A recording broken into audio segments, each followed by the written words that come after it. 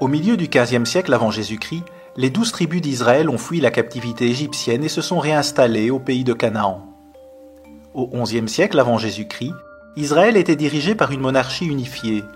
Pendant plus de 100 ans, Israël a été gouverné par les rois Saül, David et Salomon.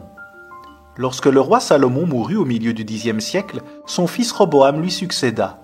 Le roi Roboam augmenta les impôts, ce qui provoqua une rébellion. Le mouvement rebelle était dirigé par Jéroboam de la tribu d'Éphraïm. À la fin du Xe siècle avant Jésus-Christ, Jéroboam avait divisé Israël en 2 royaumes distincts.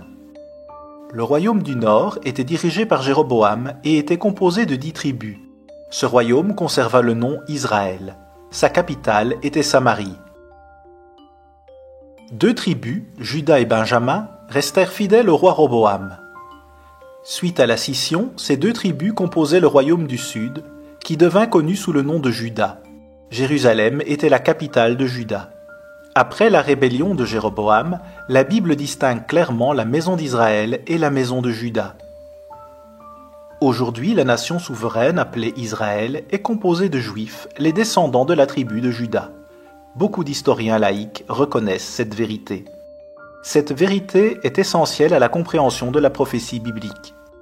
Lorsque les prophéties bibliques de la fin des temps se réfèrent à Juda, elles font référence à la nation connue aujourd'hui sous le nom d'Israël.